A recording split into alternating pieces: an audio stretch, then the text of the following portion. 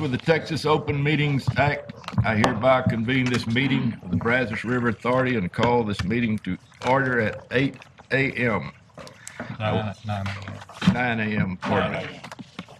I would also like to ask as a courtesy to all that you ensure that you have silenced your cell phones and pagers. I would like to announce that this board meeting and board meetings in the future will be going live. The public will now be able to watch a live feed of our board meetings by logging onto our website at www.brazos.org. That being said, I'd ask that you please bear with us as we work to refine this process. Notice of this board meeting was provided to each director, and the public meeting notice was properly posted as required by law.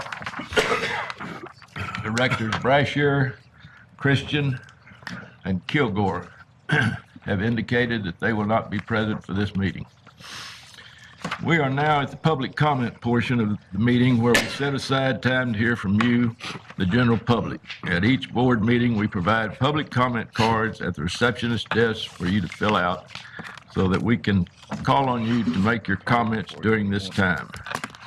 As I call your name, please make your way to the podium. I would also ask that you limit your comments to 3 minutes in an effort to provide everyone an opportunity to speak. First speaker will be Tony Allen.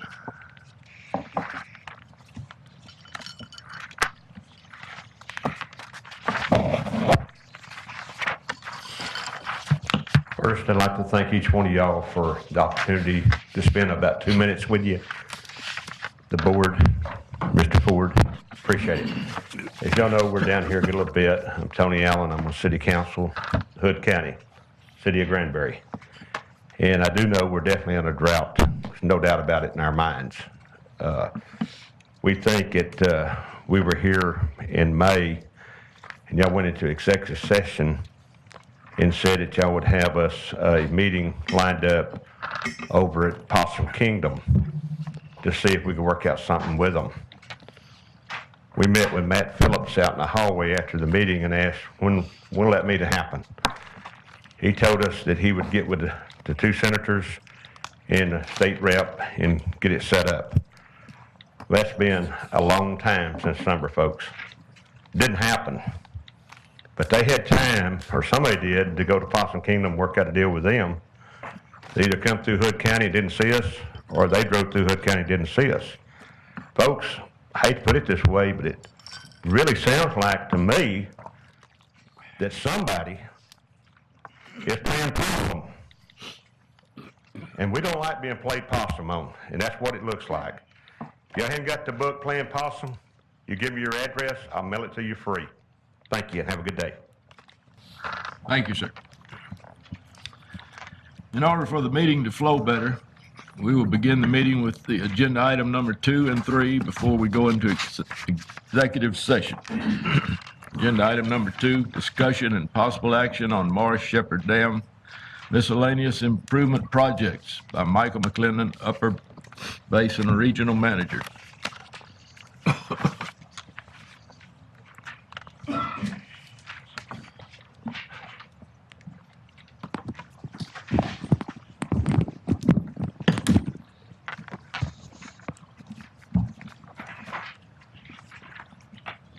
Thank you, Mr. Chairman, members of the board. With this agenda item, I'll be requesting the board's authorization to contract with Arcadis US to perform construction and project oversight of the miscellaneous improvements projects at Morris Shepherd Dam. Morris Shepherd Dam is beginning to age. As you know, it's well over 70 years old. And some of that infrastructure is beginning to age, as you can see represented on these slides here. To address this issue and also enhance the safety of the facility, we budgeted funds to make some of the necessary repairs. Last year we completed the design component of this project, and to move forward we're planning within the next few months to go forward with construction. This project will entail the replacement of some existing water lines and then also replace some of the handrails. And you can see from this photograph there's been significant corrosion to the handrails, and this is located inside of the dam facility. In addition, we're also going to install and fabricate, or I guess we'll fabricate and then we'll install some new stairways. If you look closely at these slides, it's pretty hard to tell, but there's some rust areas where there used to be existing stairways. Those stairways, corrosion had taken place and we had to remove those. The location of the new stairway, they're going to give us access to some of the electrical panels, and it'll also help us reach the catwalk if the elevator becomes inoperable. Once we completed the design this past year, we went out, we posted an RFQ. We selected and then began to negotiate with Arcadis US to perform the construction oversight associated with this project. The negotiated amount is $615,600. We anticipate posting an RFB in February, and then we would come back and seek the board's approval to move forward with construction after the April board meeting. And then we anticipate construction of this project to take probably about a year to complete. If you have any questions with regard to this agenda item, I'd be glad to answer them. If not, I do have a resolution prepared for your consideration. Yes, sir. That sounds like an awful lot of money, but based upon the slides you're presenting, Yes, sir. the length and breadth of that job has got to be quite large. Well, that's a good point. I'm glad you brought that up. The project will take about a year to complete. However, there's some other aspects of it that I probably did fail to mention. There's some components, there's lead-based paint. It's in the handrails and it's also in the piping. So that's going to add an element of complexity to the project and some specialization that's going to create some costs. So there's one portion. In addition, like I said, it's going to take a year to complete the project. We'll have somebody out there on site overseeing the contractor, and that starts to add in some costs. But yes, it is a little bit higher than I anticipated at first. Yes, sir. When is the last time that this kind of maintenance or repairs took place at this dam? Yeah, you can see on this slide, I don't know if y'all can see the green laser right here, but we're continually doing maintenance. This has lead-based paint, so it's a little bit more difficult until you get a contractor in there. But we're continuing to do maintenance, and so we did actually replace some portions of the pipe. This is actually some of the portions that we replaced, and so we do this on a routine basis. The corrosion, what we had to do here because of the lead-based paint, instead of messing with some of that, we actually installed that cabling, and it may be kind of hard to see in these pictures. But I don't know, Mike, if you know the last time exactly when we did the handrails. To my knowledge, that's original, and the corrosion has occurred over time. As far as the 12-inch water line and the handrails are concerned. And one point, We had a major repair project on the dam was the gate replacement project. and one point I will make, these handrails are located on the interior of the dam, and so is the pipe. And so it's a very damp environment, and corrosion is very active. Yes, sir.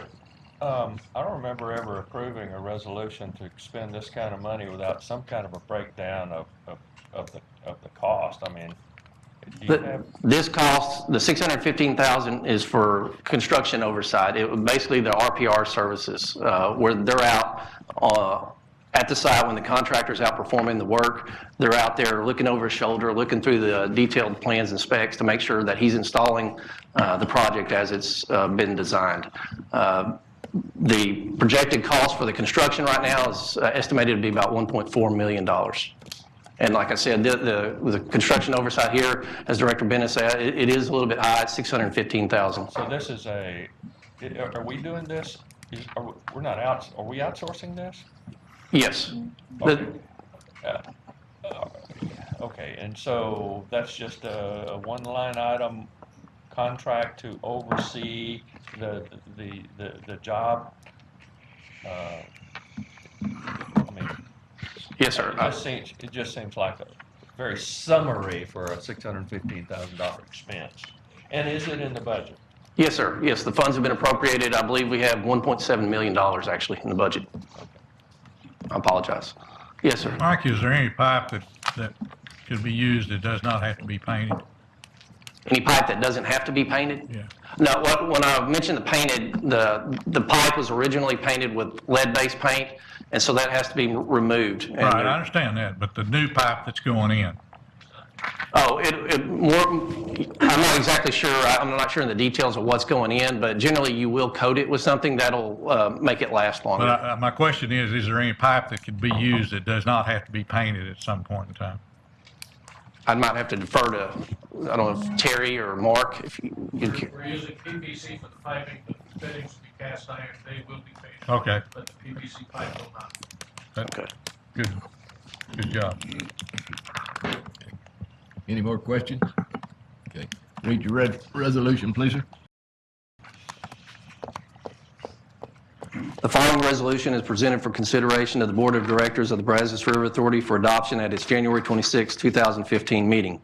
Be it resolved that the Board of Directors of the Brazos River Authority hereby authorizes the General Manager, CEO, to enter into a contract with Arcadis US in an amount not to exceed $615,600 to perform construction and project oversight of miscellaneous improvements to Moore Shepherd Dam. You heard a reading of the resolution. Is there a motion to adopt? So moved. Carolyn Leroy. Carolyn Leroy. Please poll the board. Presiding Officer Scott, Yes. Director Adams, Yes. Director Ball, Yes. Director Bell, Yes. Director Belt, Yes. Director Bennis, Yes.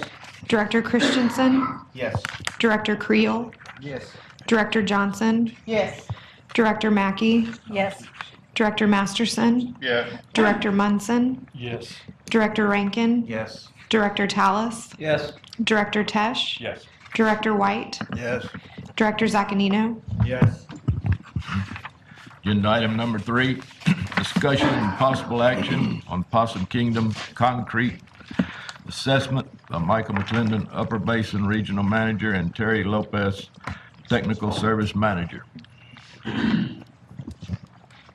All the questions that you asked about what you just saw, we're trying to lead turn because we're going to show you, we're going to continue with the dam operation. The infrastructure in the United States, not only at Possum Kingdom, but across the board, has deteriorated to almost an emergency basis. What we're fixing to propose to you is to set up some experts. We got onto this about a year ago and we brought them in, and then we had some contract problems, not with these people, but with the contractor at the time, or the engineer at the time. And we found in your book those experts, and what we're trying to understand, because the technology of cement from the 1920s has certainly changed to now the 2015s. The corrosion and the acidity and all those things that environment up there makes it very difficult to predict how it's going to react to that. And we don't know. It's going to have to be studied. So our proposal is we're going to build you a watch. We're going to show you what we know about wrong with the dam. There's some things that we don't know, and we don't want to be in that position. This is a national problem. Quite frankly, we were fortunate with FERC that we had dam safety checks every year. And so we're further along, but you can see, being close to the age of this dam, my own personal self, things start to break and you start to get hard to get up and so forth. So we're going to propose to you in great detail and show you in great detail what's wrong with what's currently wrong with it. The dam is safe, but we're trying to lead turn it and to make smart investments of large amounts of money to be able to proceed to the future.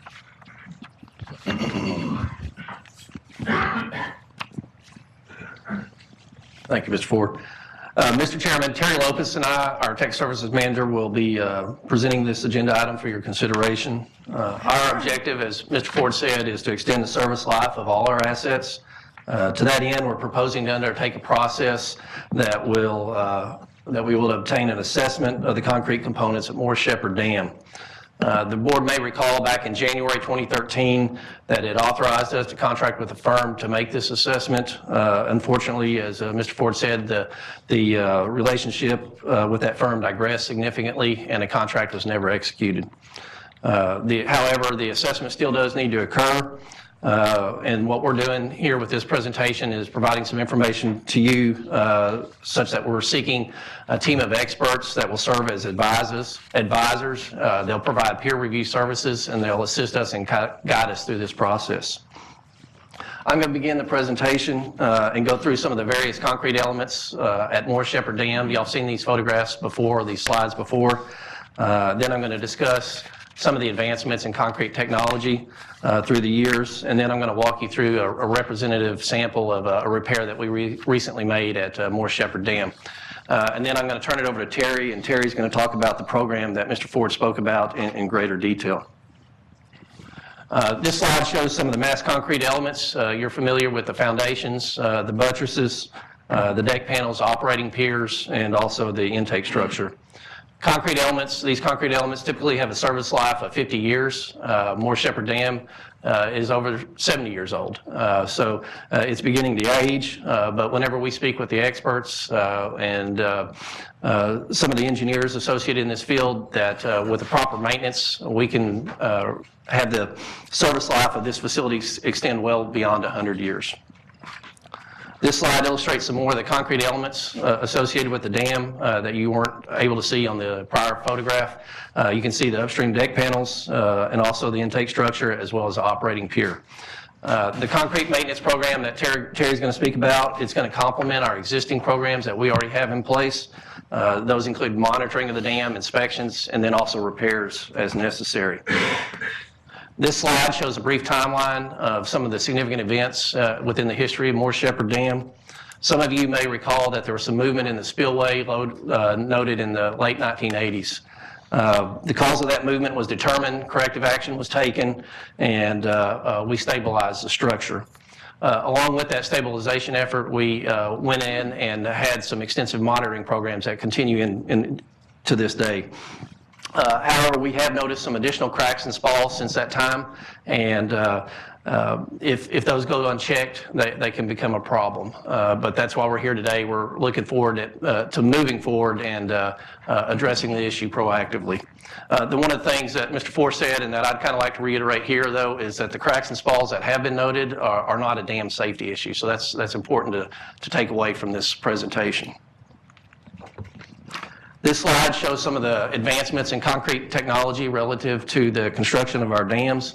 As you would expect, that the dams that were constructed later benefited from the advancements in concrete technology. It wasn't until around 1995 that folks in the dam industry began to notice the concrete decomposition associated with dams, and these were the Bureau of Reclamation and also the Corps of Engineers. And the reason why it was these folks is because they have some of the oldest dams across the nation. So, but then you look into the 2000s, you get dams such as ours. I think LCRA's Lake Buchanan is about the same. It was built in 1938. The whole industry begins to look at these, and we're all having to address this issue. There's been a lot of advancements, and we have means to make the necessary repairs. I'm going to walk you through a few slides that show some of the decomposition that's taken place. This happens to be a downstream deck panel, and you can see some of the corrosion of the rebar and the spalling of the concrete. This is another slide. It's a downstream deck panel, and you can see the spalling of the concrete in this slide as well. And then I said earlier in the presentation that I was going to walk you through a representative repair. The repair was made to the corbels. You can see the corbels here in this photograph. They're located adjacent to all the buttresses. And the actual repair was a little bit further to the right, but it was in close proximity to this. The red circle depicts the crack and spall where we went in and made the repair to the corbel. This is a closer view of that crack and spall. You can see it's about 4 foot by 6 foot in area, and then the depth of the crack is anywhere from 4 to 9 inches. Our RSMU group, so our own personal guys went up there. They removed the deteriorated concrete and the deteriorated rebar. They applied new rebar, and then these zinc anodes that you can see on the right. These zinc anodes are sacrificial anodes, and they'll protect the rebar against further corrosion. Our SMU group then went in and they had to place the forms and bracing. Then we had to go in and utilize a man lift and pump grout up there to make the necessary repair. And you can see with this slide shows the finished product. This is a repair to that corbel. The total cost of this repair was about $30,000, so it's not insignificant. It cost a lot of money. However, once we complete a comprehensive assessment that Terry will talk to you here about shortly, we're going to understand better what's causing some of the cracking, and we're also going to know some of the extent of the repairs that need to be made, as well as some of the cost associated there too. And then after that assessment's made, there'll be a range of options that we can look at. They may come back and say do nothing at all. They may come back and say make some minor repairs like this. They could come back and say you need to replace some of the major concrete elements that I showed you. You might have to replace a large section of a corbel or a buttress or something. But we don't know that until we get in there. There also may be some advancements in technology that we don't have to make repairs, as I showed you here on these slides. There might be some other means to do that. So we'll find that out as we go through the process. I'll turn it over to Terry now, and he'll talk to you a little bit further. Yes, sir. Mike, you said something about 100 years, and I wasn't sure if that was 30 more years or if it was 100 more years. Yeah, well, I was saying 100 years in total, but there's not an exact number that you can put on it. But if it's properly maintained and we continue the maintenance that we're doing, it can go well into the future. But I don't think anybody would give you an exact date. I know that's not what you're looking for. We'll say 30 years, it turns out to be an accurate number. What do you do then? Yeah, there's different options. I think we're looking beyond the 30 years for sure, but some of the options is you can replace the structure, and there's different means to do that. And you can replace it in place while it's still there. You can build another structure, either slightly upstream or downstream or something like that. But there's other options.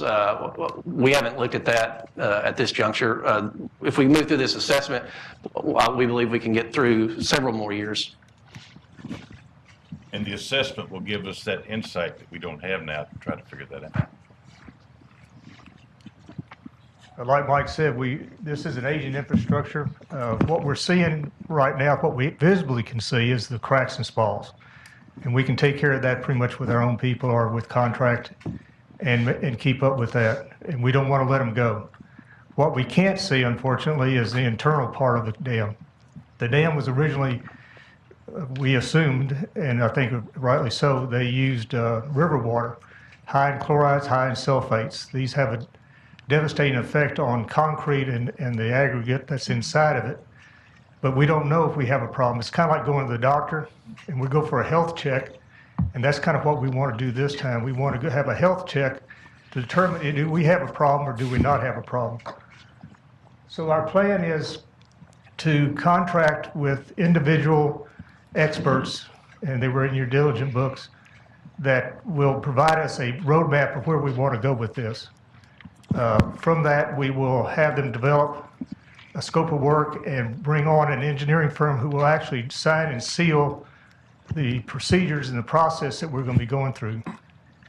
And this will give us like a head physician. And if we can determine if we have a problem, we have a team of experts that we can go back and look at and determine what kind of process do we want to go through. Do we want to, is it economical to even do the repair? Can it be repaired? We feel like that we can, but we don't know that until we get into it and do more testing and more an assessment. So what we're asking y'all today to approve the peer review team and approval that Phil can enter into a contract so we can begin the process of doing this. And what we're going to do is the contracts that we're going to be signing with individuals will be over a 5-year period. They're experts in different areas. They may overlap. We may not use some of them to the fullest. We may not need to, but what we'll have the ability over the next 5 years to bring these experts in to help us guide us down this road that we want to go. That's really the presentation. If you have any questions, we can answer them. If not, we have a resolution. Yes, sir. Terry, would the information we garner from this be relatively specific to Morris Shepherd, or would it be insight that we could use as we assess other lakes? It will be used for other lakes too. They won't have necessarily the same problems because they don't have necessarily the same high chlorides and sulfates, But we want to look at the interior of them too. They're younger dams. We haven't seen the deterioration on the exterior yet, but we want to get through Morris Shepherd first because it's our main reservoir. Yes, sir. Terry, this study replaces the previously discussion on the inspection of the dam. Am I correct on that? No, sir. No, we will continue to do annual inspections on the dam. We will do 5-year inspections on the dam as we've done in the past. But those are visual inspections, not destructive testing or non-destructive testing.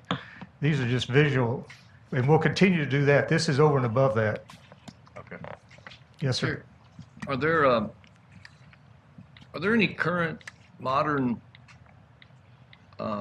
abilities for us to see inside the dam, like ultrasound or X-ray, any of those type of technology? I'll let Mark answer. I don't know of any. That's one thing that we'll find out as we get into this with the experts, is if they've had any experience with anything like that in the past. Mark, do you know of anything that's on the board? Is that working now? Okay. There are numerous new technologies, ultrasound, infrared, thermal, and one of the experts that we're going to hire, that is his area of expertise, is when do you apply certain of these procedures to do examinations without doing destructive testing. We're going to try to minimize destructive testing as much as we can. There will be some of necessity. But again, one of these experts is going to guide us into the right technology to use to do as least damage as we can. Yes, sir.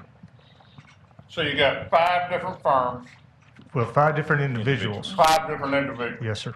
doing their own Well, they, expertise at $50,000 per individual, $250,000 a year. Cool. right. They will be, we know of 4 have worked together before, and probably the 5th has worked in the past. We're not aware of their interaction, but we do know that most of these individuals have worked together as a team before on various committees, papers, projects. Do they determine the problem and actually correct the problem, or do they go out and get somebody else to do that? They're an extension of our engineers. Basically, they're going to help us, guide us down what road we need to go. They will help develop a scope of work to hire an engineering firm who will actually sign and seal the documents that say that this is the problem and this what has to be done. And the engineering firm is liable for the project. Our consultants are there to give us a peer review of what's going on, to make sure that we go down what they feel like is the right path. There's going to be some there has to be communication between them, the engineering firm, and ourselves as we work this problem. Sure. Yes, sir. Although Morris Shepherd is our oldest dam, I mean, it's obviously not the oldest in the country. There should be some Corps of Engineer dams that can we benefit from any previous? We'll be using whatever data, yes, sir. Whatever these people be aware of those things. Right. They worked on those. Yes.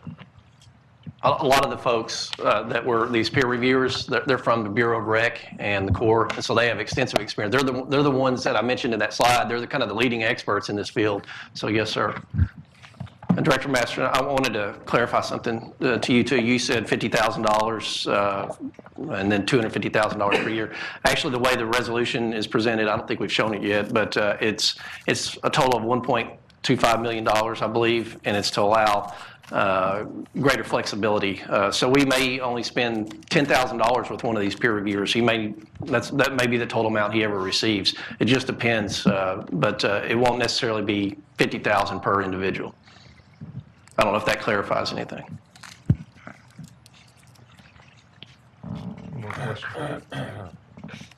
Any more questions? We have a resolution if you, I'll read the resolution, please, sir. yes, sir. The following resolution is presented for consideration to the Board of Directors of the Brazos River Authority for adoption at its January 26, 2015 meeting.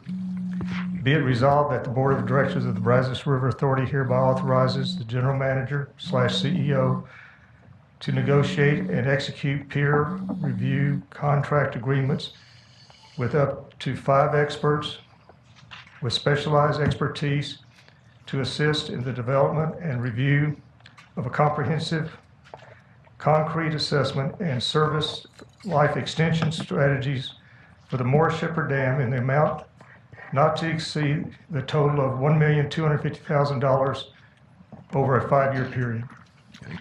You've heard a reading of the resolution. Is there a motion to adopt? So moved. Munson, and who second? Zaccanino. Please poll the board. Presiding Officer Scott, Yes. Director Adams, Yes. Director Ball, Yes. Director Bell, Yes.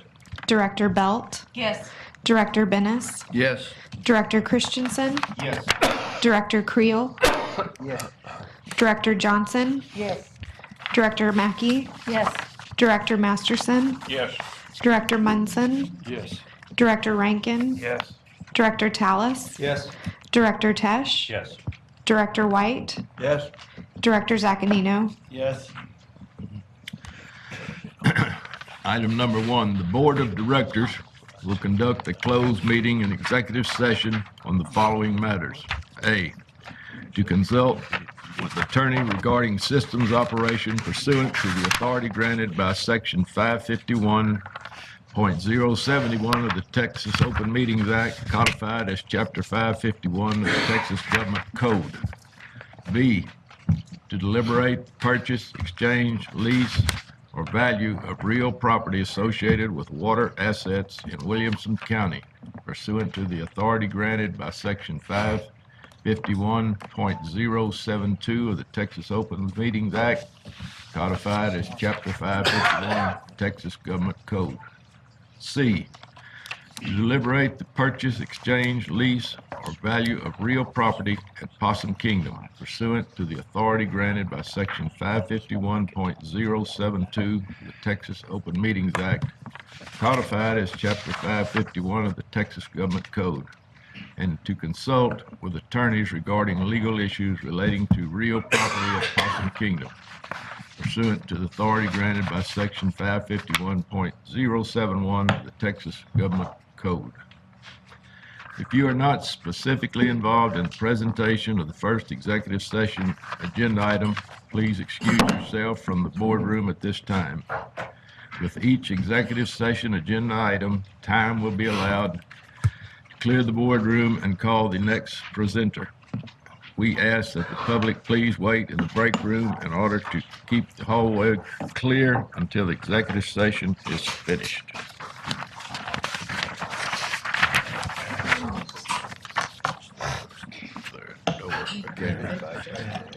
The Board of Directors will now enter into executive session at 9:34 a.m. 9:34.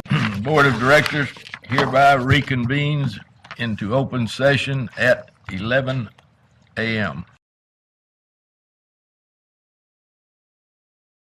Mr. Chairman, this is a resolution coming out of closed session. I'll read for your consideration. Be it resolved that the Board of Directors of the Brazos River Authority hereby authorizes the General Manager CEO to take necessary or desirable actions required to acquire interest in real property for the construction and operation of groundwater wells and water transmission pipelines in eastern Williamson County, Texas. Heard a reading of the resolution. Motion to adopt. So moved. And Tesh. Please poll the board. Had Tallis a second. Yep. Presiding Officer Scott, Yes. Director Adams, Yes. Director Ball, Yes. Director Bell, Yes. Director Belt, Yes. Director Bennis, Yes. Director Christensen, Yes. Director Creel, Yes. Director Johnson, Yes. Director Mackey, Yes. Director Masterson, Yes. Director Munson, Yes. Director Rankin, Yes. Director Tallis, Yes.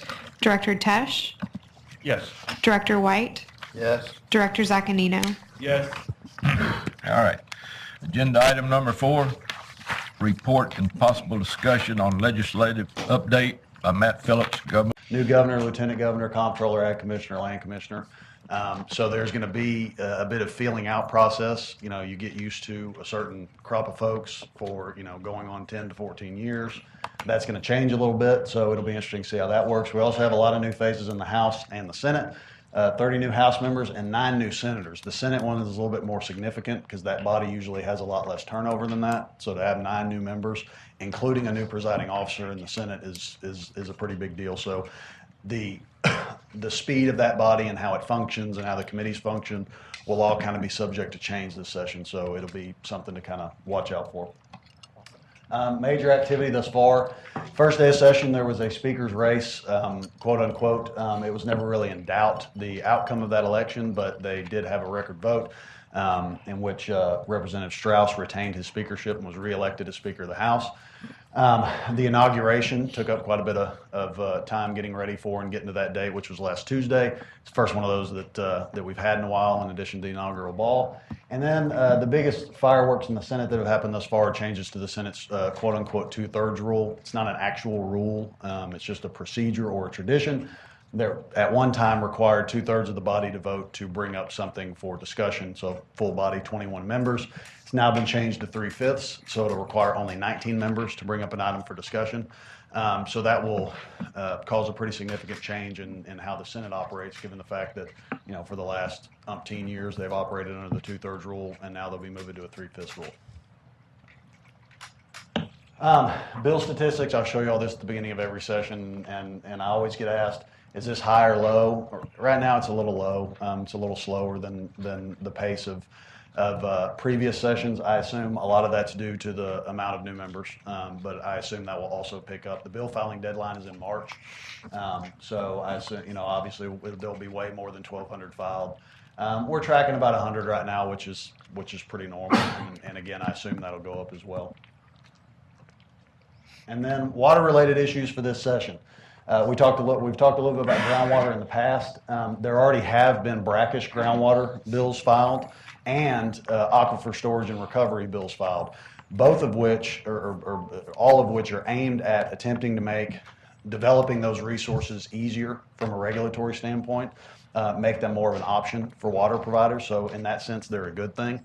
The devil's always in the details on those, and there will be a lot of discussion on how much regulation is necessary for brackish groundwater, how much regulation is necessary for aquifer storage and recovery, and who should oversee it. So there'll be a lot of discussion on that, but we anticipate that we could at least see some progress on those two sources of water, which will make developing them significantly easier or at least more predictable in the future.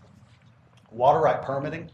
As we know, we've been involved in the water right permitting process for a long time. There have been bills filed this session that are meant to speed up the water right permitting process, to put hard and fast deadlines in statute as to how long TCEQ can take to process a water right permit. That same piece of legislation was filed last session and it did not pass, so this is its second try. It is being filed and being accompanied by a request by TCEQ for additional resources to help them process permits faster. So it's one of those things that kind of goes hand in hand. They'll be, in accordance with the legislation, should it pass, they'll be required to process permits faster, but hopefully they will also get additional staff to help them process permits faster. And I think the logic behind this is, you know, the legislature passed Prop 6 and the voters approved it. We're giving a bunch of money toward development of new water resources, but all the money in the world doesn't matter if you don't have a permit. And so folks are trying to help that process move faster. Citizen panels, this is something that's been mentioned by the governor and the lieutenant governor. The lieutenant governor set up a group of citizen appointed panels to help advise the Senate and the legislature as they go through their business. And the governor has talked about the possibility of replacing the Sunset Commission with a citizen-appointed panel as opposed to a panel appointed by the legislature or committee made up of legislators. Where that'll go, I don't know, and how those panels will interact both with the legislature and with entities like us and other agencies is kind of hard to tell. Just like with the new membership of both bodies, there will kind of be a feeling out process for how that'll go and again, how it will affect policy and overall agency operations. Lake levels, that's an issue that we imagine will likely be brought up this session. It is not exclusive to our basin, as we've discussed, but, you know, for better or worse, regardless of the drought, you know, there are interests that believe that boats and jet skis and recreational use of water is in some way more important than using those reservoirs for their intended purpose of water supply. And that's a discussion the legislature is going to have.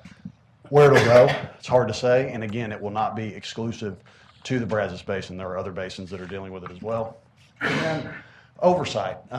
That's something that we at least have a discussion about every session, not just specific to BRA, but related to water districts in general, whether they be MUD, SUDs, WCIDs, and river authorities, and what the proper area of oversight is for those bodies. Candidly, I would tell you that a lot of that comes from people being mad at us about lake levels. At the end of the day, when that group of interests can't win that argument on the merits, they tend to turn to things like accountability and transparency, and you must be doing something wrong, whether that's true or not.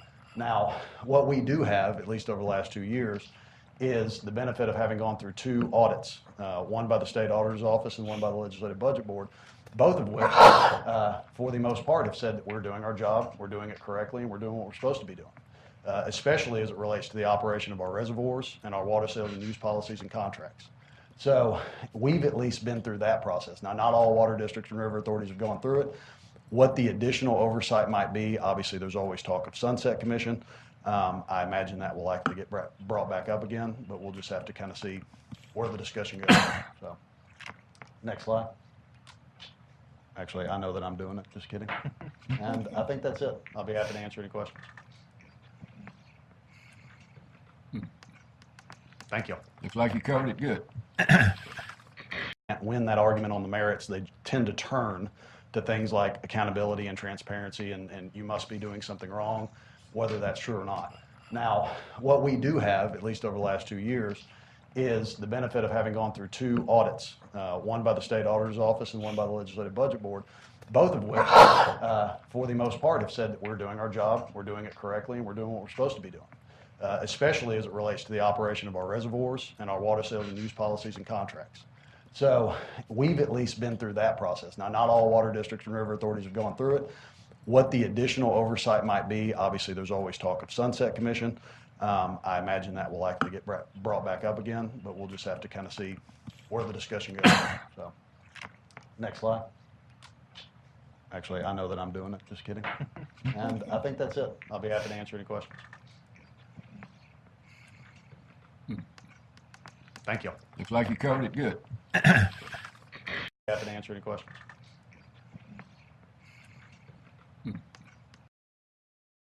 Discussion and possible action on fiscal year 2014 comprehensive annual financial report by John Halls, Chief Financial Officer.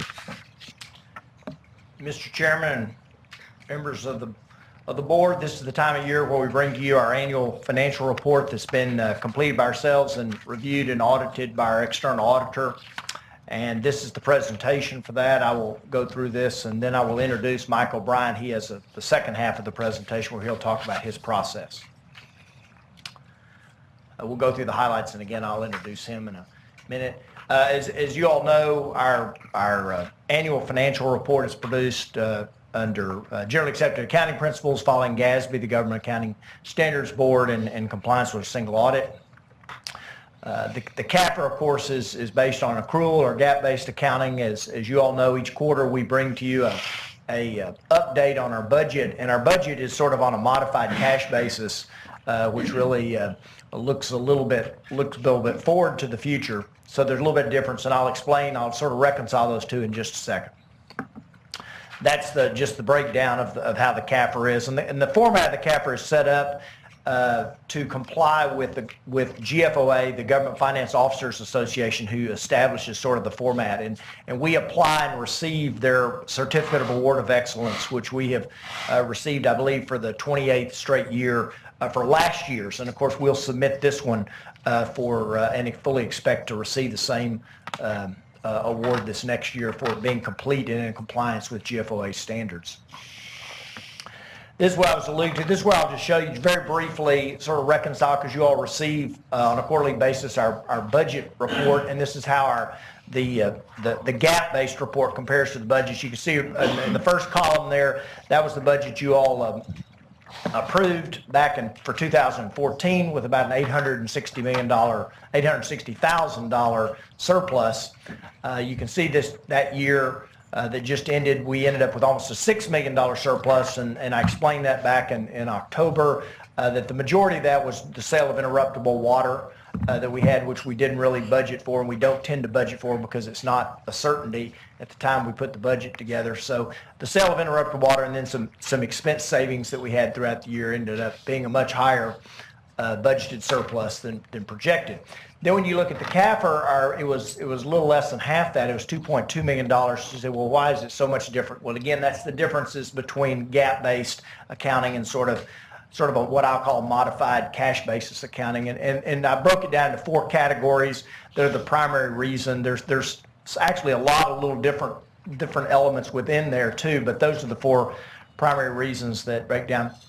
On a budget basis, we represent the debt service. The principal and interest is really an expense, and as you all know, principal is really a repayment of a balance sheet item. So we take the principal out of the GAAP-based and replace it with depreciation. In this case, depreciation is about $4.2 million more than the principal repayment.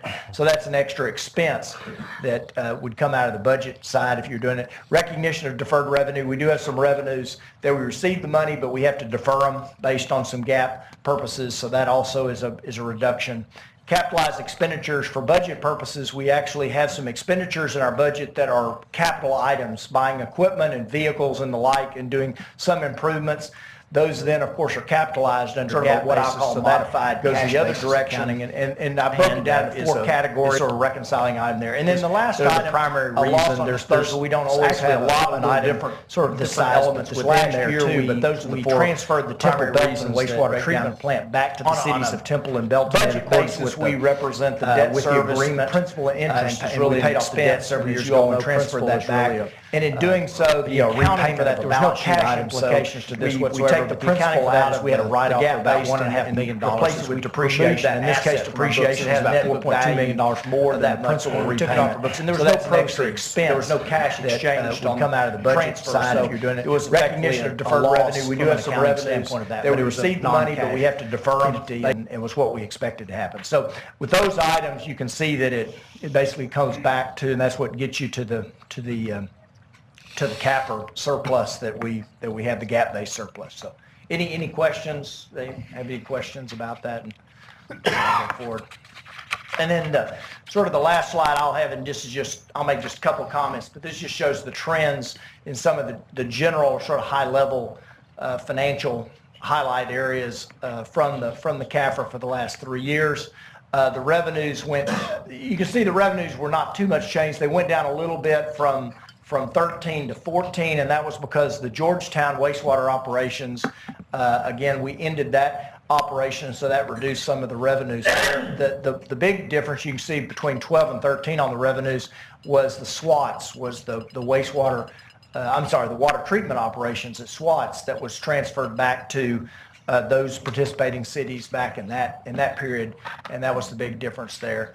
And you can see the operating expenses didn't really change that much. We did have some additional expenses between 13 and 14 due to, and we talked about it, due to benefit plans and things like that, and healthcare costs and some stuff like that, but it was offset by the reductions of the Georgetown facility. So anyway, you can see as you move down, interest expense, not too much change. There was a pretty good drop off in interest expense back from 12 to 13. Not much change into 14. That was because we paid off a bunch of debt that you all authorized back a couple of years ago.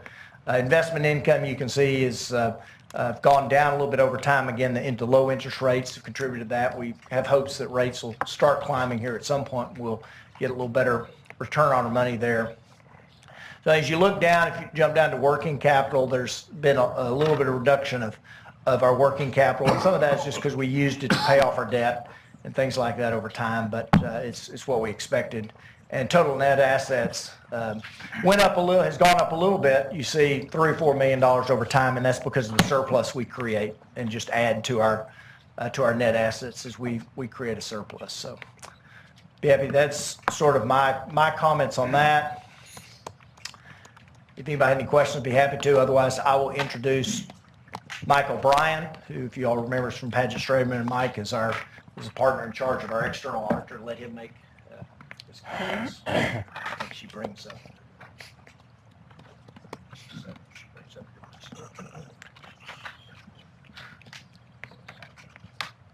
Good morning, I'm Mike O'Brien with Paget Strademan. Hopefully this slide will show up in a moment. If you have questions as I'm going to go through this, let me know.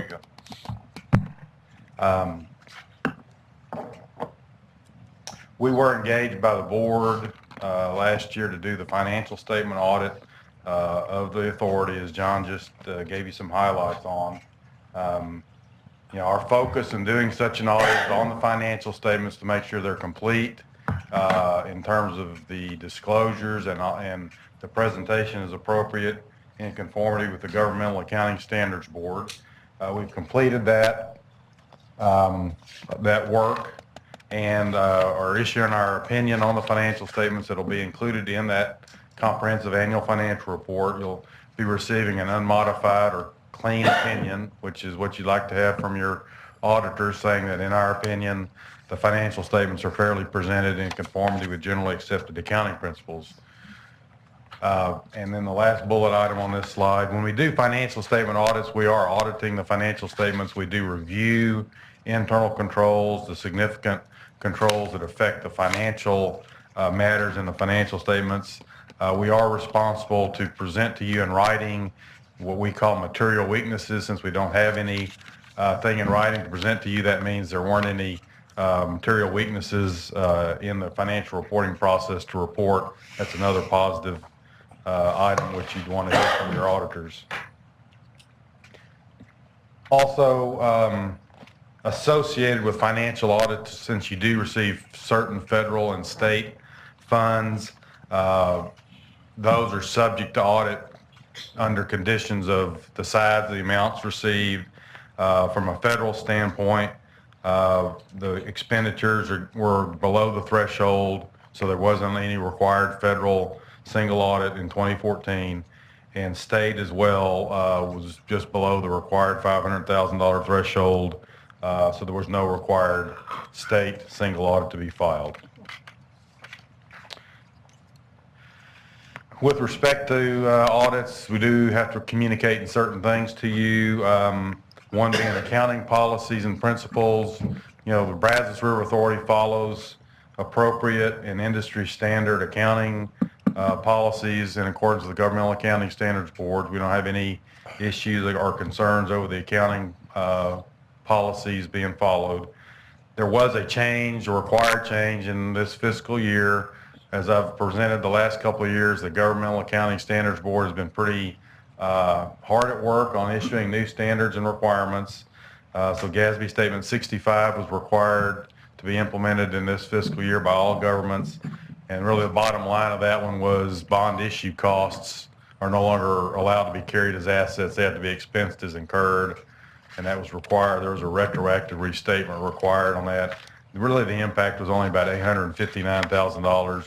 You're still allowed to capitalize bond insurance, but the other legal fees and printing costs and that sort of thing have to be expensed as incurred. So that was adopted in an appropriate manner. There weren't any other changes in accounting policies during the year or new matters implemented by the authority.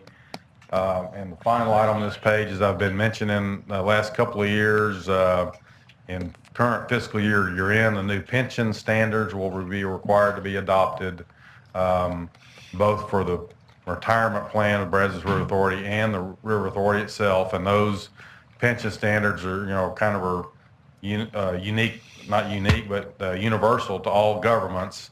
So what's happening is those unfunded pension liabilities are being brought onto the financial statements as an asset and a liability in fiscal year 2015. But I don't know the exact number. It's going to be somewhere in the $8 or $9 million range in 2015, and most of that's an actuarial calculation with some accounting calculations involved as well. We've been working with your staff the last year to be able to be ready to implement that. significant accounting estimates and disclosures, not a lot of changes this year. Just the restatement footnote for GASB 65 with the last bullet item on this page. All of the estimated amounts and disclosures in the financial statements are appropriate, and we don't have any concern or issue with any of those. And with respect to the audit process, as usual, the audit went very smoothly. We received full and complete cooperation from management during the course of the audit. We didn't have any disputes or disagreement. There weren't any audit adjustments, and no consultations with other accounting firms because of any audit issues. Finally, with respect to the comprehensive annual financial report that John mentioned, that is considered in the industry to be the kind of the highest level of transparency and governmental reporting that governments can undertake. We do review that document. We audit, of course, the financial statements, but we read everything else. We don't issue an opinion on it, but we make sure that there's nothing in any of the rest of the document that be inconsistent with the financial statements. So we've completed that review and ready to have it issued. Have no concerns over that. And finally, my contact information is included. If you ever have any questions, I do work for the board. I obviously work closely with management in carrying out the audit, but if you ever have any accounting or auditing questions, please give me a call or let me know. I'd be happy to answer any questions anybody might have.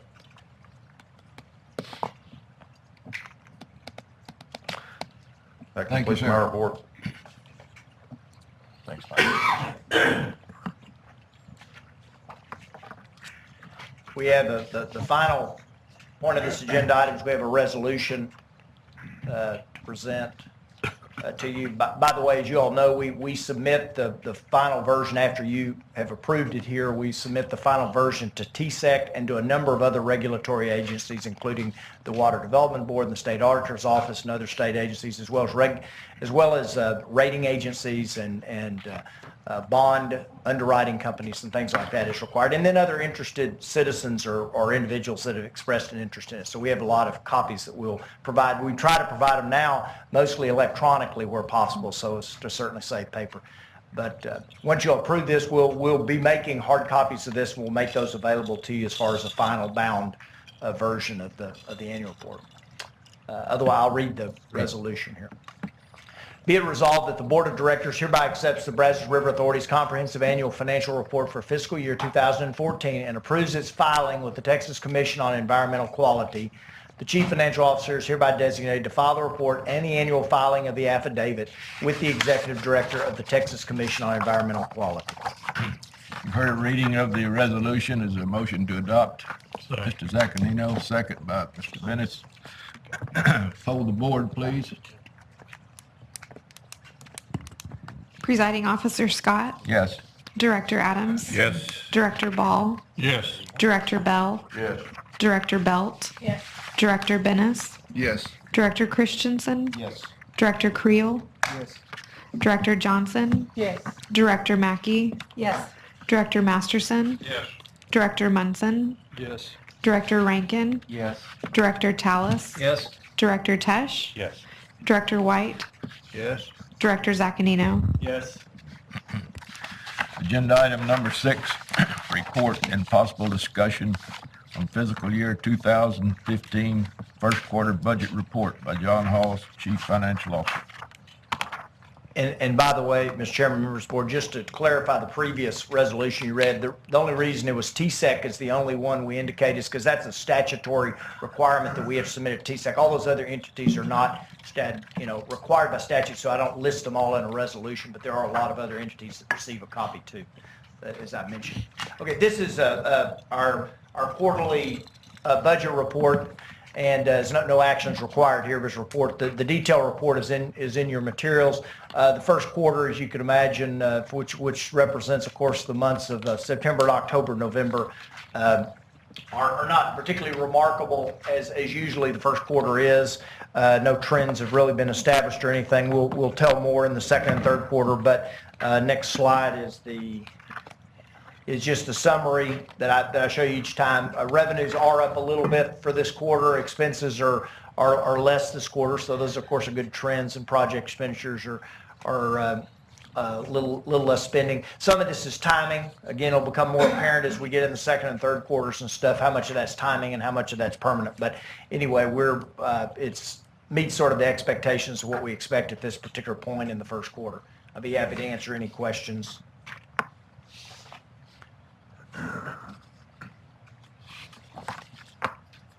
No questions? All right, we'll go on to agenda item number 7.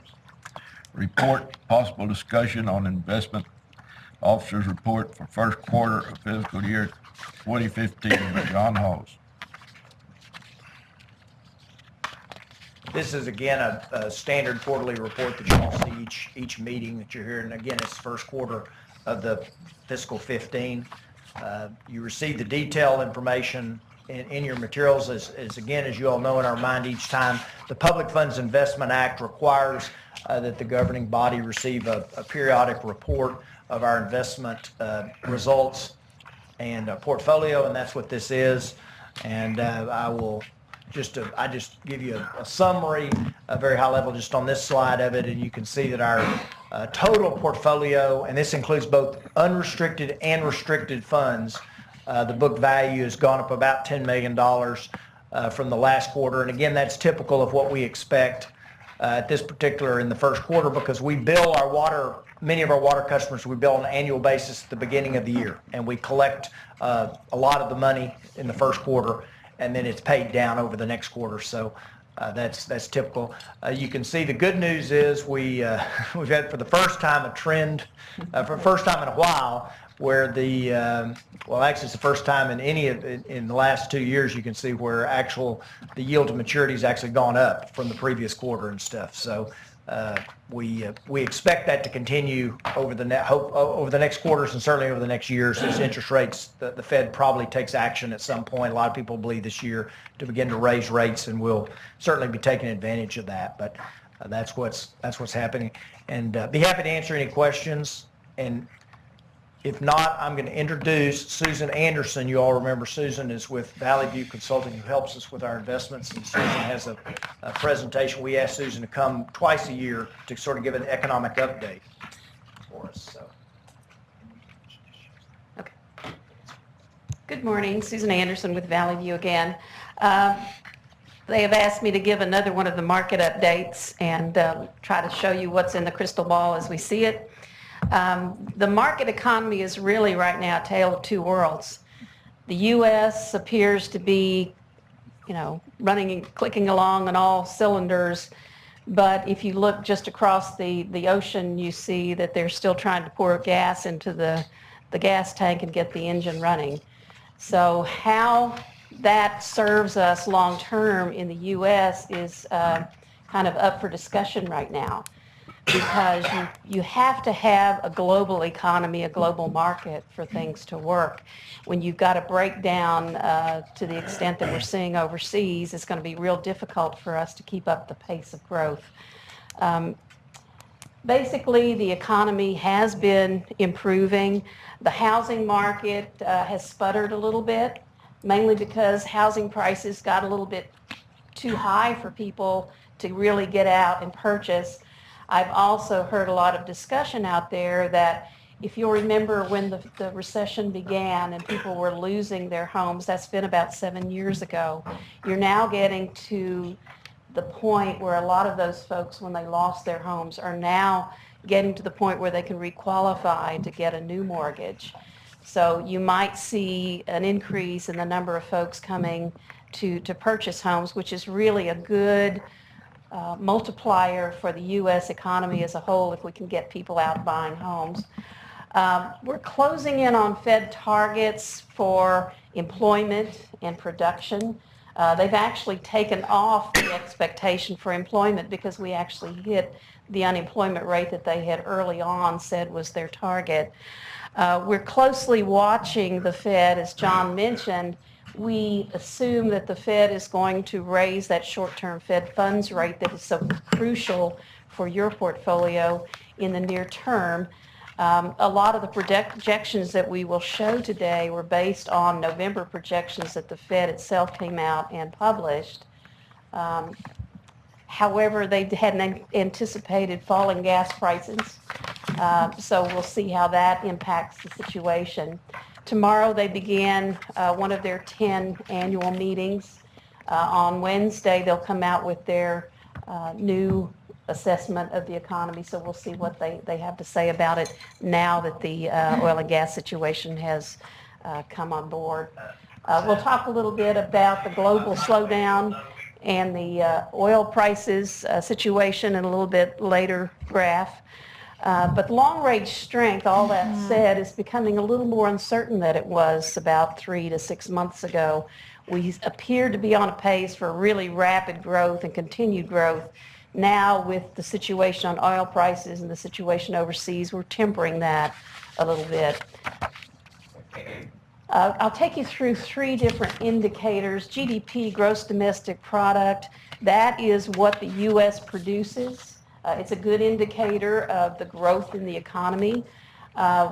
When the Fed came out, and the next slide will show you where they were anticipating we would be at year end, we blew through that. The last 2 quarters, we've been up above 4.5%. 4, 6, and 5% was what we saw the last 2 reports for the year. They had projected fourth quarter to be 2.2%. So you can see that just really blew all of that out of the water. The 2.7, 2.8, 3.1, that was where the Fed believed, the light blue columns, where we would be in those indicators or those points in times when they met in November. So you can see they weren't quite as optimistic in November as what the economy really turned out to be. This particular screen shows you every quarter the Fed comes out after their meeting and they project where the economy will be at certain certain time frames. You can see that in the first one, the dark blue, November of 2013, they were not quite as optimistic as they turned out, as the reality turned out to be.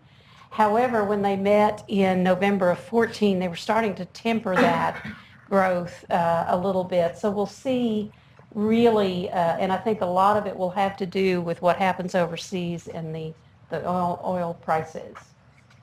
Unemployment has been, the employment market has been doing great.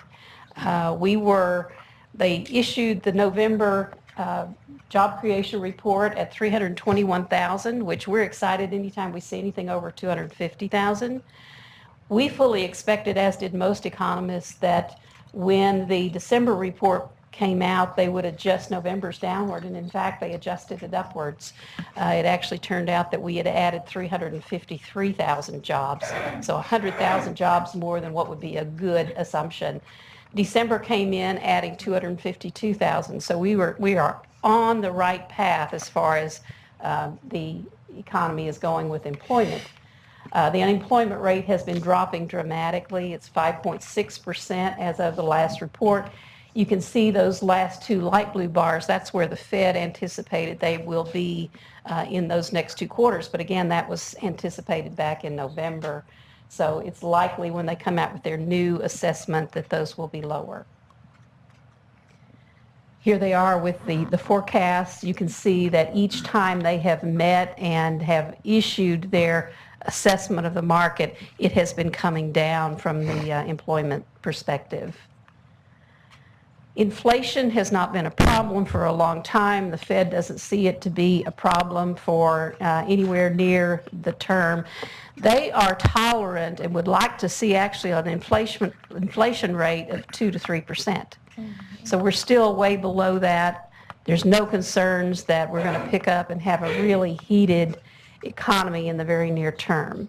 And again, this is an assessment of each year when the Fed met, where they anticipate things will be. CPI, you'll see that blue bar in 2014, a big drop in CPI. That has a lot to do with the dropping oil prices that we saw at the year end. They measure this at year end, and we had a tremendous drop in prices due to oil. So what does this mean? I added a couple of charts for you to really pay attention to into the future. The WTI West Texas crude oil price, you can see that since 2010, the price has been in and around the $90 to $100 per barrel range. And what has happened since late 2014 is a dramatic drop in oil prices. There's a huge debate going on as to whether this is good or bad for the economy.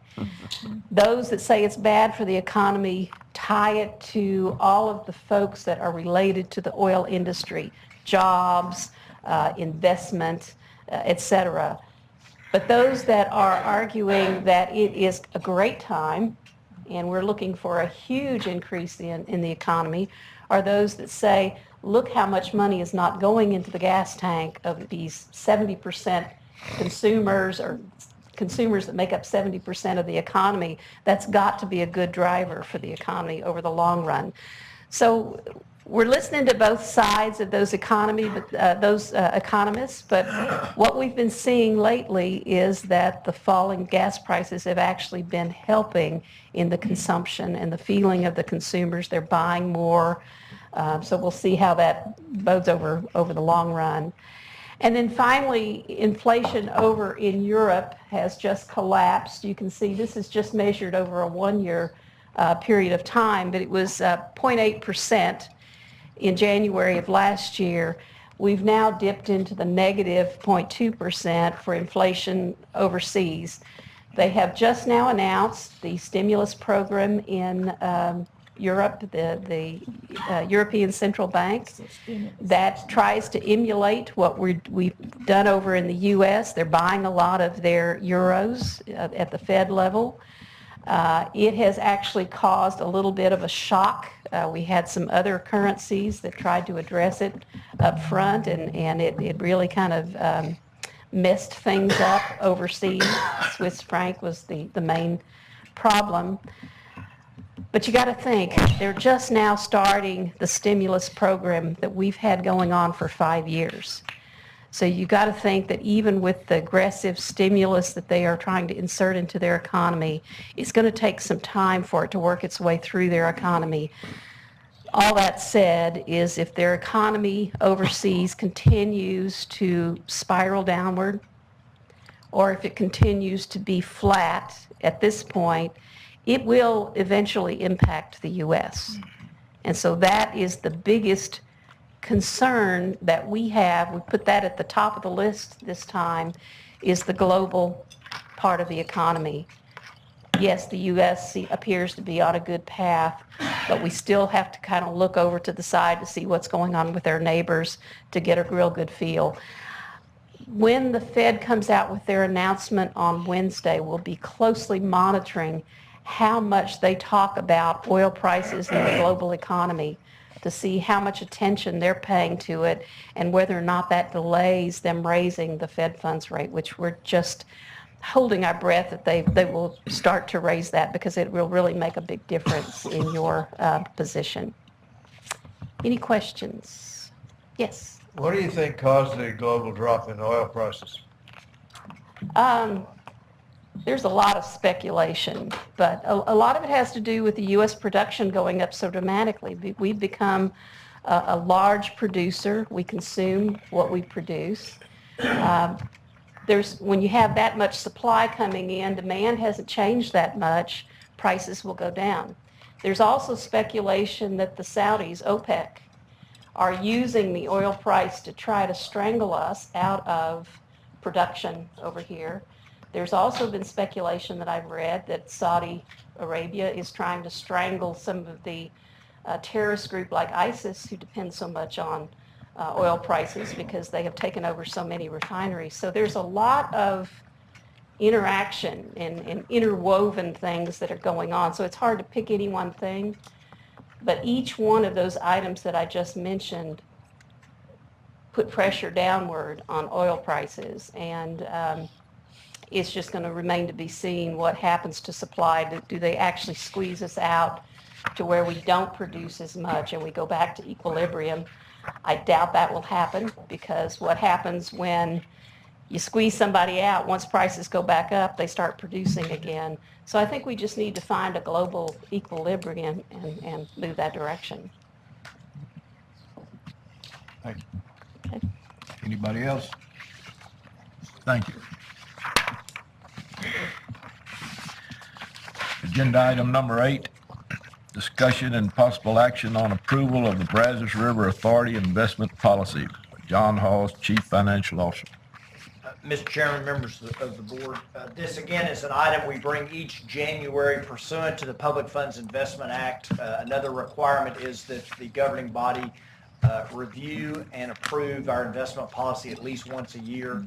And so each January we bring that to you. And we usually have a couple of adjustments or modifications to the policy each year we bring it, but they have not been anything significant in the last few years. Some of this is pursuant to legislative action, and of course the legislature is just now in session, so perhaps next year we might have some more changes to it depending on if they take any actions this year doing it. But this particular policy, there was a few minor sort of adjustments and clarifications to it that are presented in your information. It was a red line version. I'll be happy to answer any questions, but again, I'll say that there was nothing changed that changes really from a policy standpoint or our approach to what we're doing. It's really just a clarification. Someone was talking about clarifying some investments that we would not participate in and just sort of foot stomping that, and we put that in the policy a little bit and clarified another thing. We also made some changes in the broker-dealer part of the policy. One of the last attachments is a listing of our broker-dealers that we utilize when we trade securities, and we made some changes there based on those that we use and don't use very much, and maybe there have been some changes in some of them coming in and out of the market. So we made some adjustments there, but be happy to answer any questions if anybody has one. Otherwise, there's a short resolution on this one that I will read. Read your resolution, please, sir. Be it resolved that the Board of Directors of the Brazos River Authority has reviewed and hereby adopts the Brazos River Authority investment policy, including the investment strategy statement, the approved broker-dealer list, and the approved training sources as presented to the Board of Directors of the Brazos River Authority on January the 26th, 2015. You've heard the reading. Is the motion to adopt? Carolyn? Second. Second by Dennis. Poll the board, please. Presiding Officer Scott, Yes. Director Adams, Yes. Director Ball, Yes. Director Bell, Yes. Director Belt, Yes. Director Bennis, Yes. Director Christensen, Yes. Director Creel, Yes. Director Johnson, Yes. Director Mackey, Yes. Director Masterson, Yes. Director Munson, Yes. Director Rankin, Yes. Director Tallis, Yes. Director Tesh, Yes. Director White, Yes. Director Zaccanino. Yes. Agenda item number 9, discussion and possible action on capital project budget amendments. John Hawes. This is the last item I have, Mr. Chairman and members of the board, and it's a potential action item. As you all know, when you approved the budget back in July for fiscal year 15, you approve of capital projects, and under board policy, we're limited, the staff is limited to spend only up to the amount of each of those individual project budgets. And we have a couple of projects here that we're going to requesting from you that we amend for this year so that we can complete these projects in this fiscal year. The first one, the Lake Granger intake project, was a project that's been ongoing, and actually at the time that we put the budget together for 15, believe that project was completed and the pumps and everything were operational and all that, and since then have had some issues associated with that, and we now believe we're going to need to go in and spend, well, we know we're going to spend some more money to have to do some repair and some work on those pumps in this project. And so we're asking for an amendment. There actually was $1,700,000 that was left unspent in that project in total, so we didn't spend all the project anyway. But we're requesting an amendment to that project in 15 because we did not establish any funds in fiscal 15 originally that you all approved for that, and we're asking for approval to add $500,000. We don't believe it'll necessarily be quite that much, and also that may be reimbursed by some other entities. We may spend it and then be able to get the money back, but that's still to be determined. In any case, we need the authorization for that to be able to go forward and finish that.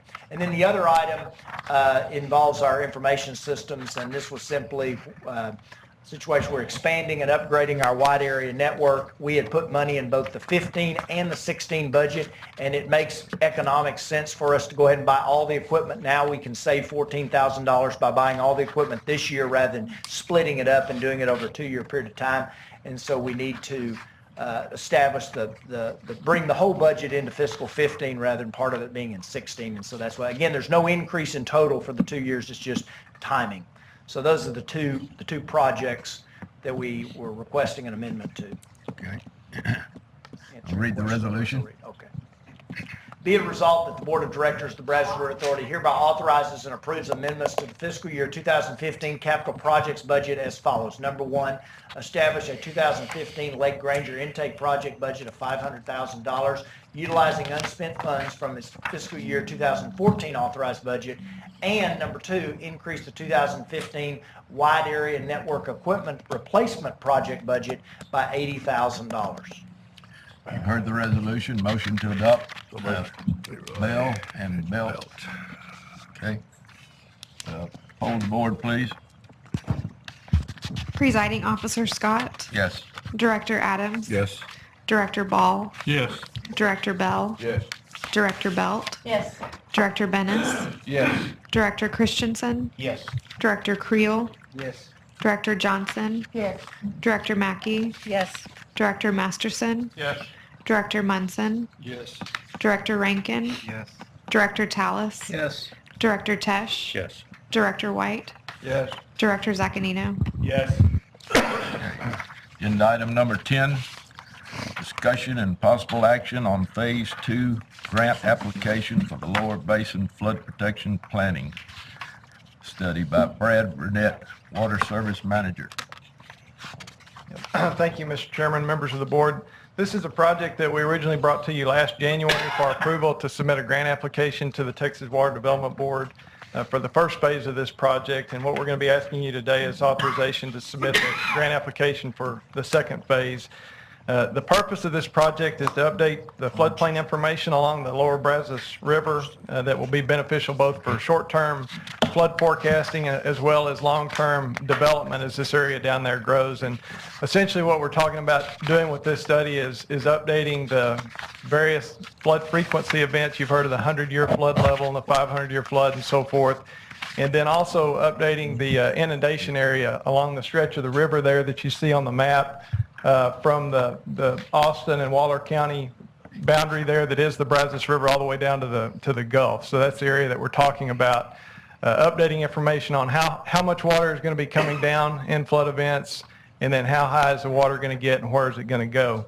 A lot of that area down there is growing rapidly and has been for some time, and a lot of the floodplain information is outdated, and some of it actually predates construction of some of the upstream federal reservoirs.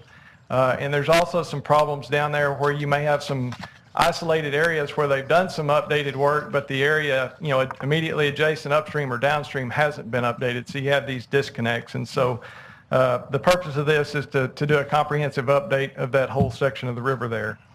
Again, it was set up in two phases. It was phase one was a little over $1 million, and phase two was a little over $500,000. We were successful last year when you approved submittal of the application last January with that first application for phase one, and the Water Development Board awarded a little over $500,000 to fund phase one.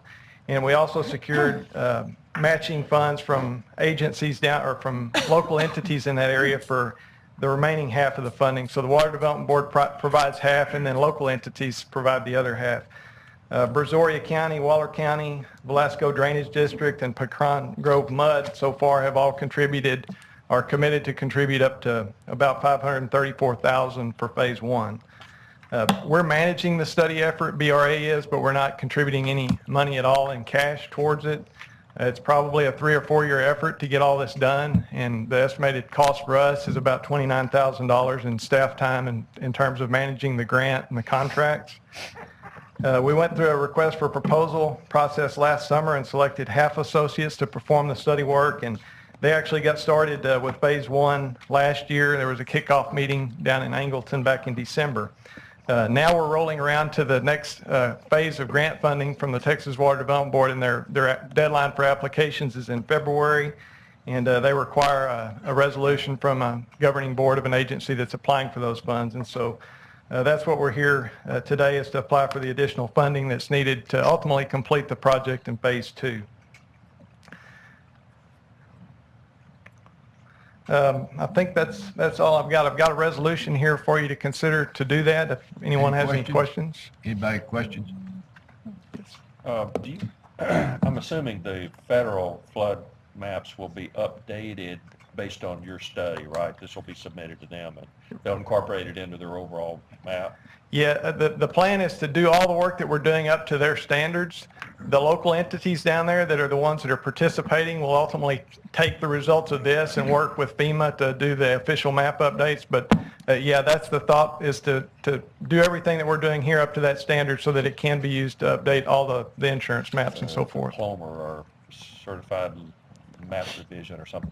So do you contemplate the 100-year floodplain being increased or decreased based upon what you learned from the study?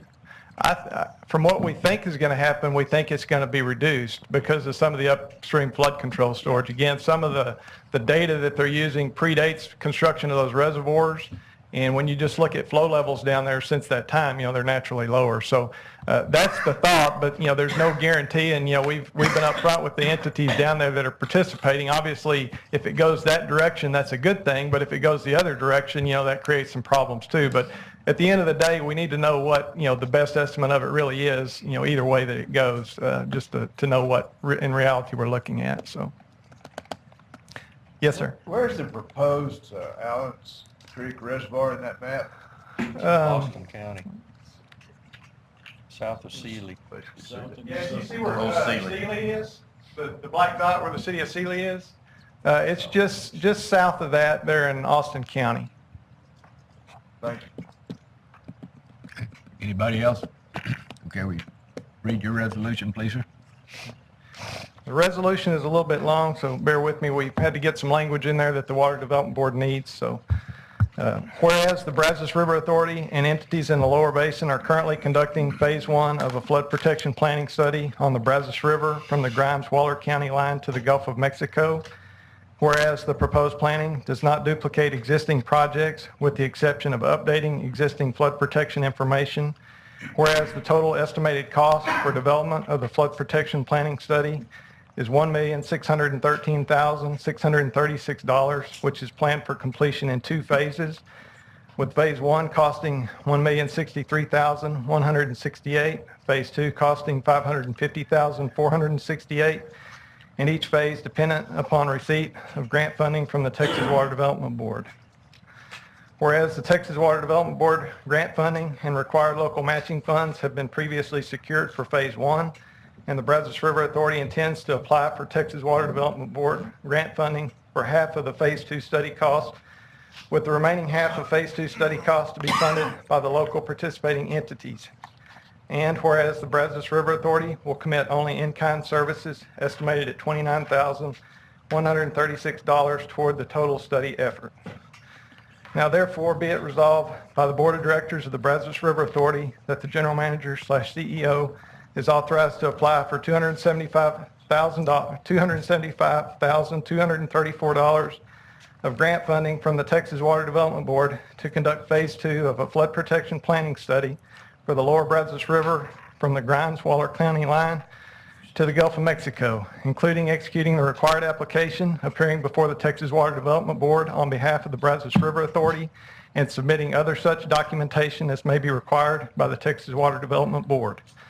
Be it further resolved that by the Board of Directors of the Brazos River Authority that should the grant application be successful, the General Manager / CEO is authorized to negotiate and execute a grant contract with the Texas Water Development Board to secure the grant funding for phase 2, to enter agreements with participating entities within the study area for the local match funding required to receive the grant, and to authorize the consultant, Half Associates, Inc., to perform the phase 2 work.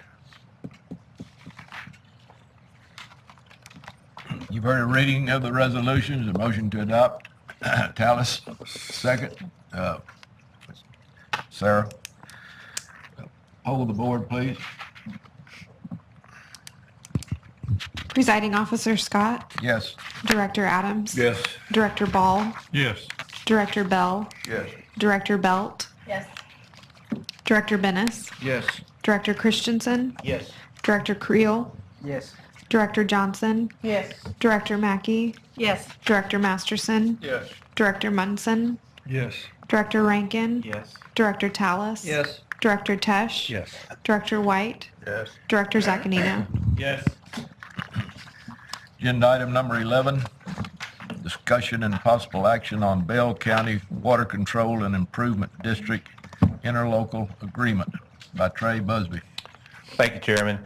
This is an action item, and there's some additional information in the agenda. David Collinsworth gave a pretty good overview of the project this morning in his earlier discussion, but I'll re-step it again.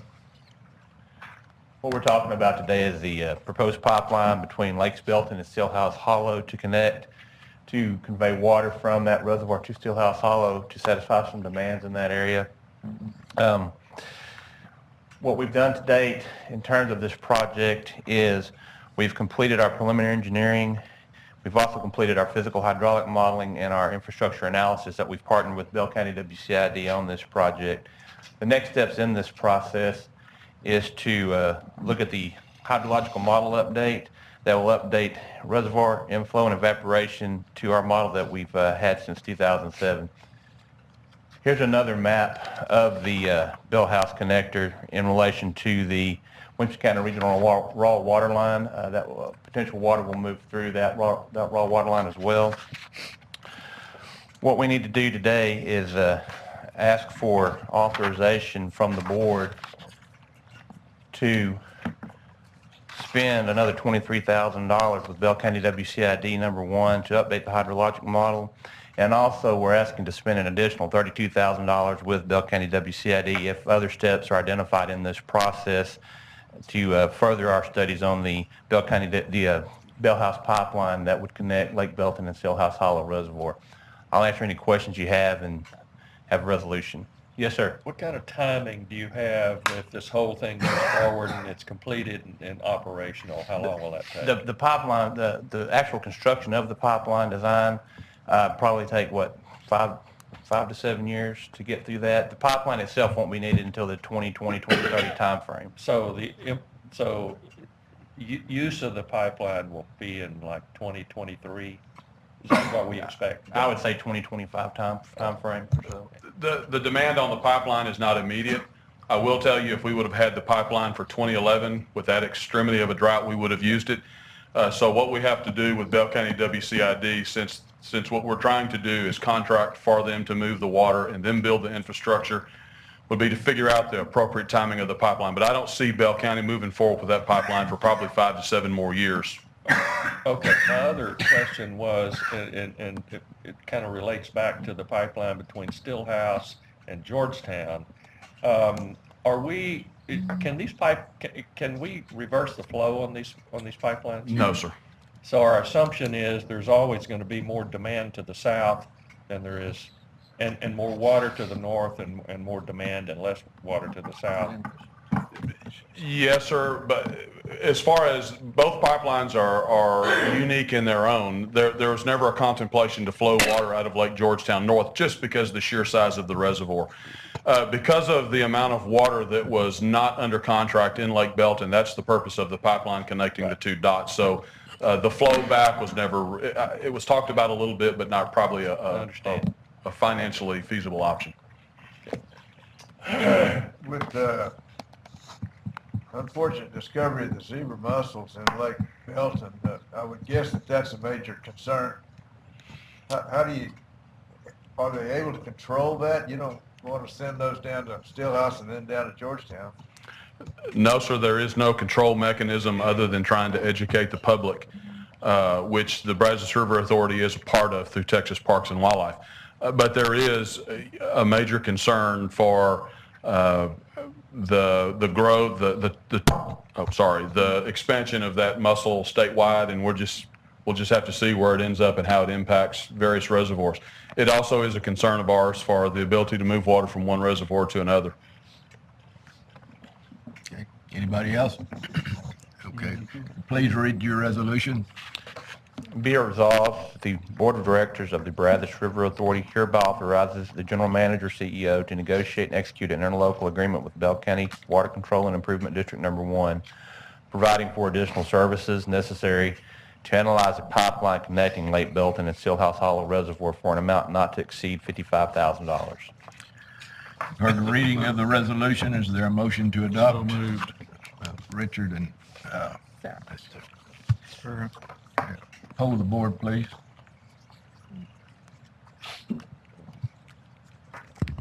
Presiding Officer Scott, Yes. Director Adams. Yes. Director Ball, Yes. Director Bell, Yes. Director Belt, Yes. Director Bennis, Yes. Director Christensen, Yes. Director Creel, Yes.